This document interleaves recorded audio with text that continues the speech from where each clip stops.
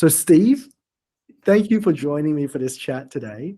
And I'm really excited to kind of learn about what you've been doing recently and how things are progressing, because you're working in a really interesting business and you're the CTO of this business, which from my universe of working with law firms and legal departments, they don't often get exposure to the CTOs of startups. And I think it's because like the CTOs of startups, or not CTOs, but the startups themselves present themselves as like super mature. We're great. We're there. Like you can trust us. So you don't really get the CTOs really out there saying, "Oh yeah, here's the 50 things that are wrong," or our stuff's held together by duct tape, even though everybody knows it's held together by duct tape. Everyone So, love to hear what you've been doing and kind of like what you've been building in the last 6 months. Yeah, I certainly relate to duct tape. There's kind of a bit of fake it till you make it, and I think so. My background, as you know, was sort of doing.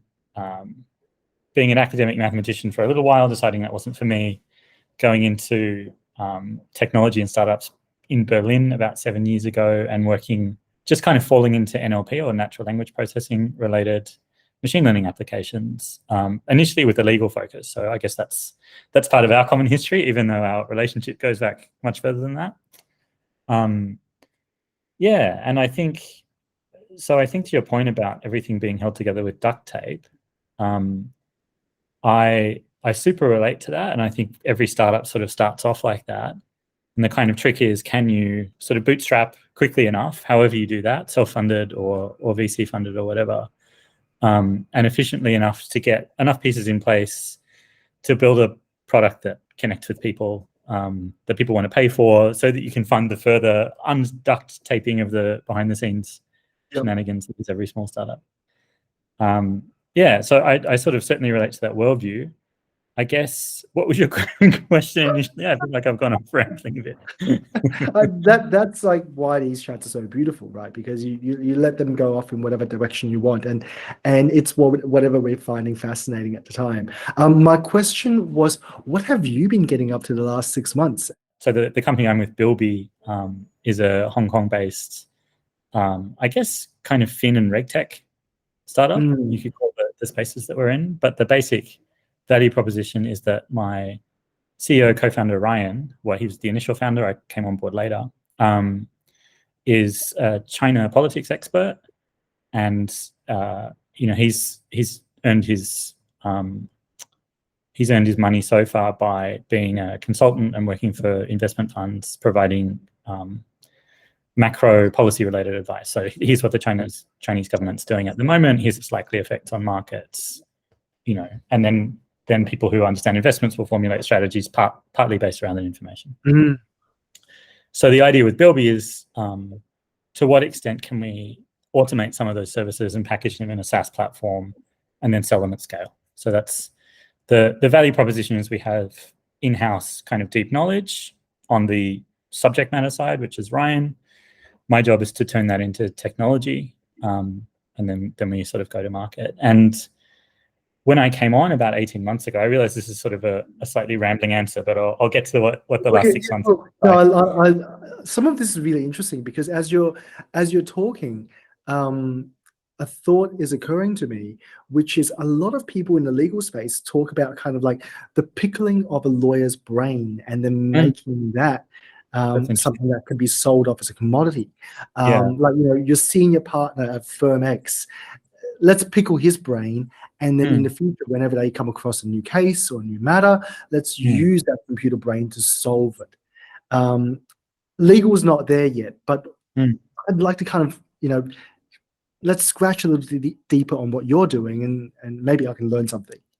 Yeah. Well, I mean, I think a lot of industries aren't there yet, including ours. So I suppose, to kind of contextualize what I think I'm trying to do, the one sentence answer is I'm trying to turn Ryan, our CEO's brain, into silicon. And that's sort of 80% true, but 20% glib. And the glibness is that, like, of course, AI is not at a point where you can capture every subtle facet of human intelligence, and just fire and forget and completely take your hands off the controllers. And I don't know if it ever will be for some problems. But I think what Haven't been reading the commentaries by the VCs on how ChatGPT is that thing. is about to replace everyone. Well, that's kind of interesting. It's an interesting example, isn't it? Because I think it seems like a kind of trend across the history of machine learning and AI is that people have well, first of all, I think if people are honest, they would say they don't totally understand what human intelligence is. That's a really big open problem. And that's maybe a trite thing to say, but it's probably important. So how do people try and get their arms around it? Well, one way is that, you think of an activity that seems complex and intellectual, and you say, oh, well, that must be uniquely human. And, for a while that was chess. People said in the 50s and so on, like, oh, wow, like the kind of gold standard of, we'll know we've made it in AI when we can construct an artificial chess playing computer. And that performs at human or superhuman levels. And then, well, like in brackets, nobody ever quite said it, but almost by definition, like we'll have attained human level intelligence. And then this point sort of came and went in the 80s, early 90s. I think there was Big Blue and Kasparov and so on. And then the response was kind of interesting. It was like, not, oh yeah, that's true. Like that was a really good summation of human intelligence, that it boils down to chess playing facility, and therefore by conclusion we've attained human intelligence. It was like, oh, okay, we got good at chess in this narrow domain. There are all these other problems we can't solve. And in particular, the chess computer had nothing to say about accounting or scientific research or legal analysis. And so there's a temptation to kind of go, well, it wasn't chess. What are the other activities that might kind of reductively encapsulate human intelligence? And people have looked at different games. You've got DeepMind looking at Go and so on. And then more recently, I guess, you've got your ChatGPTs and DALL-Es that are doing kind of generative, quote unquote, creative human activities. And I think what's interesting to me about that is that it's gone from, well, first of all, it's gone from a kind of like an analytic narrow domain field like chess. And I'm not saying chess is not creative. I'm not a chess player, but I gather it's a very creative endeavor. But it's in a very kind of well circumscribed sandbox. So we've gone from success in sandboxes to success in things that feel a little bit more nebulous and fungible, like human language and image creativity. And that I find it interesting then, and I don't pretend I have any sort of real answers here, to repose the question in the context of your DALL-Es and ChatGPTs. Like now we've had these milestones where you've achieved, it seems to me like human or quasi-human level intelligence in some language and some image creation activities. What does that mean? Like, what is that evidence that we're closer to AGI? In what sense? Do we want to actually finally go, oh, you know what? It means we've got there. It's basic. All we have to do now is scale. Like we'll give more parameters to the models and chuck more GPUs at it and everything will be fine. Yep. Or are we going to do the same thing that we did before, which is like, actually, now that we got there, but we realize, on the one hand, it's awesome. On the other hand, it's very limited. I think that's not what we meant, like human intelligence is somehow more. And the sense I'm getting just from early interactions with these models is that you can definitely kind of fool them. So you can, I think one thing about ChatGPT that was pointed out to me by a mathematician friend of mine who's a researcher is that it has a tendency to say yes if you phrase the questions in a particular way. Yep. So he did a series of experiments where he said, write down a proof or an explanation of both proposition X and proposition not X. That's really clever. It's really clever, right? So you can ask it to, prove the Riemann hypothesis. It'll give it a red hot crack, and as far as that's sort of possible in, writing down language and stuff. Of course, it's not true. It won't make sense, but it'll confidently say, look, here's how you do it. And then you say, like, prove that it's not true. Confidently say, here's how you'll do it. So I find that super interesting because I realize I've kind of gone on a bit now, but maybe I'll round it off with like a blog I read a few years ago when GP2 was coming out, GPT-2 rather, which is a kind of precursor to ChatGPT, where it was written by a university English professor who was saying that his job was, in large part teaching, and he noticed that a lot of his students, particularly kind of in the middle of the bell curve, that the students who are pretty average, would write, I think he used it as a term of art, like blathery essays.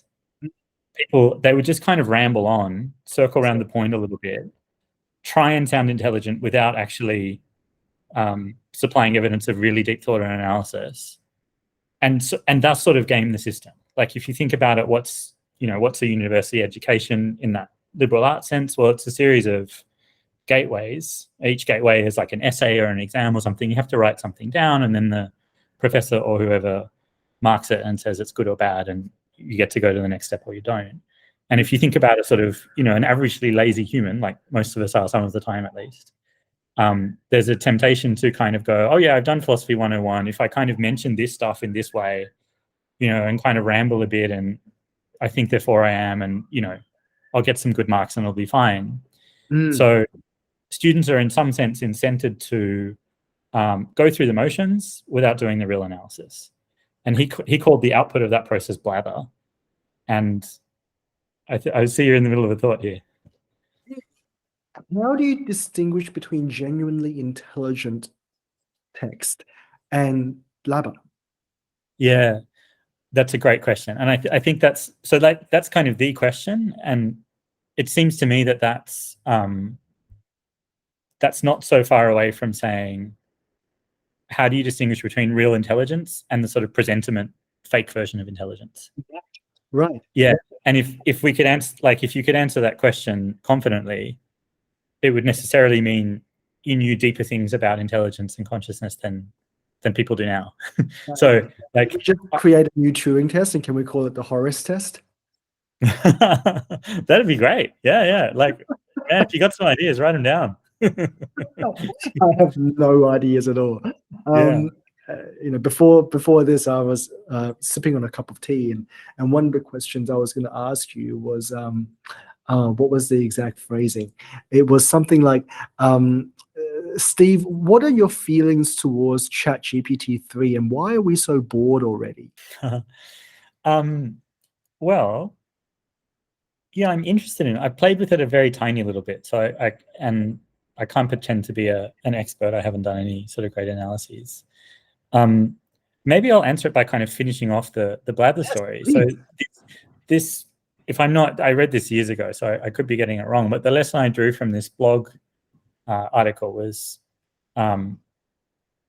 this was at a time actually, and this is a kind of another example of this let's say historical excitement over task X that seems to suggest general intelligence, and then people going like, oh, actually maybe not.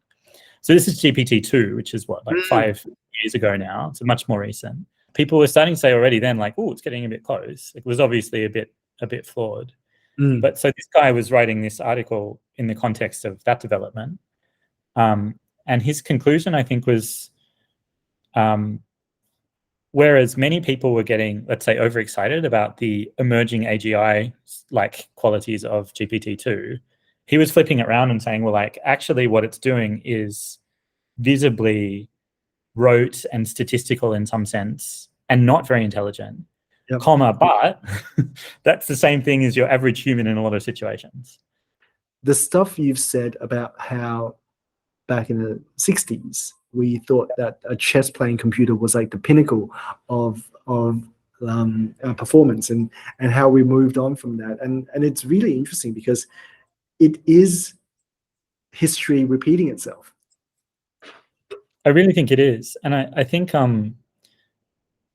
in some sense, there seems to be like a human tendency to put humanity like at the center of the universe and at the pinnacle of the mountain kind of thing. And this is played out again and again in science history. So if you look at the Copernican revolution, initially people thought that the Earth was the center and the sun orbited. And then, no, it turns out it's the other way around. But then, they thought, okay, well, that means that like the sun is the center of the universe and we're kind of close to that. Right. And then you see a kind of a history of cosmology and astronomy, which successively kind of puts humanity in a less and less special position. That is Really interesting. And while you're talking about the kind of astronomical side of stuff, I'm more interested in the philosophical side of stuff, which is like the human tendency to put ourselves at the heart of everything, and how actually I think unavoidable that is, because our perspectives are necessarily framed by these senses that we look through. So where else can we put ourselves except at the heart of everything? Yeah, we're kind of stuck inside our own heads a little bit, and so it takes kind of great acts of imagination and intellect to get out of them. I suppose a background question for me is like how much of what we think of as intelligence and creativity is really just like a parameter space search problem. Yeah. And in chess, it's sort of very like, that's a very like pure sandbox example, chess or Go or any kind of game like that. Yeah. Where you've got, you know, a finite state space, like you've got a board that's 8 by 8 or 19 by 19 or whatever it is. You've got only so many pieces. You've got only so many combinations, even if those numbers tend to get pretty big. Yep. And it's all very digital. Like you're either on this square or that square or that square or that square. Yeah. So it's kind of as computationally pure as you could hope for. Yep. And yet the numbers are really huge. So, you know, one way of like solving a problem like that is just doing a complete state space search, at least conceptually. You know, like there are 600 bajillion, quintillion, whatever possible combinations for the next move, given where you are now. Search them all. Yeah, just search them all and figure out which one's the best. And of course, the reason you can't do that is because the numbers grow too quickly and they outpace the computational capacity of the computer. But at least in principle, you can imagine with the like ultimate super god computer, you can solve the problem without a clever algorithm, just by throwing a lot of brute force compute power at it. And I think your design question is really interesting because it's like a couple of steps away from that. It's kind of saying, well, we've started a design via whatever processes in our heads, but presumably, I guess we also have some constraints that were inputted into the design completion algorithm, like aerodynamics and energy efficiency and so on. So that's in some sense also not in some sense, it is actually also a parameter space search. And so like, it's an interesting dialogue because I suppose if you believe like a human brain is just a sophisticated computer, then we've done parameter space searches to begin with. Right. But if you don't, you believe we've come up with it some other way, but then the computer's completed it with what has to be a parameter space search because that's how it's programmed. So what seems to be clear at the moment with the current generation is you can't, like, don't trust it with mission critical stuff because it hasn't got a logic brain or a social acceptability filter or, you know, any of the things that a well-educated human would kind of naturally bring to a task. But you kind of raise an interesting point because, you know, from the way you were speaking, it sounds like you're talking about a specific use case of contract drafting or drafting legal text in general. Correct. And there, you know, you like, I know from many offline discussions with you and other people that there is an existing solution for, you know, banging these things out as quickly as the clients need them, which is you have a template, the template's on file in a particular law firm, and then you adjust and tailor to the client as necessary. And the better and more complete your template is, the less you have to adjust. And, you know, that's an efficiency gain, right? So that sounds pretty good to me.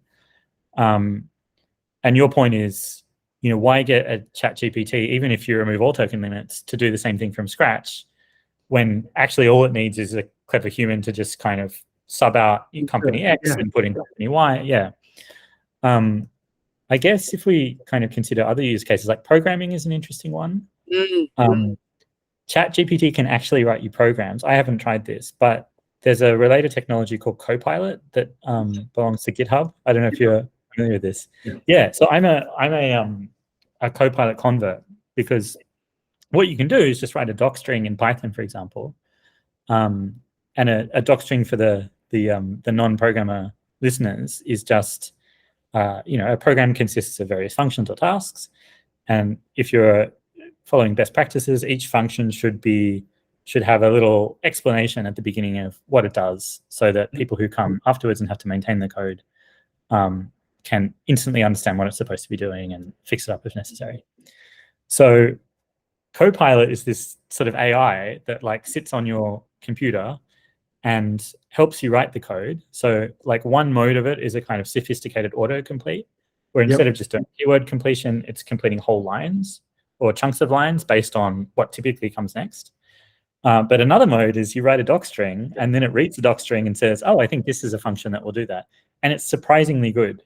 Now, this is a really interesting one because although, I mean, there is a notion of templates in programming, it's called, libraries and library functions. It's also the case that it feels a bit more plastic maybe than the contract use case, in that you often have to write little bits of code that are somewhat unique to your situation, but probably in structure and pattern have been written effectively in some other case before. So, you've got... There's a lot of parallel between contract drafting and coding. There's a lot of parallels between lawyers' work and programmers' work, in that when you do have one of those templates, maybe there is a provision which is entirely creative for your circumstances, but that it has been done 1,000 times before in other circumstances. So a lawyer at the moment would draw upon their own experience and say, right, I would insert it and write it in this way.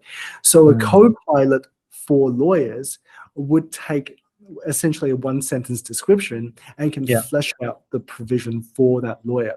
Oh, that's super interesting. Okay, yeah, I didn't think about that. That is a genuinely like useful use case, and I think where ChatGPT can really excel is if it is able to do this in a way that is better than the bottom half of the bell curve. Then there is like a strong commercial proposition for law firms to go, right, let's adopt this.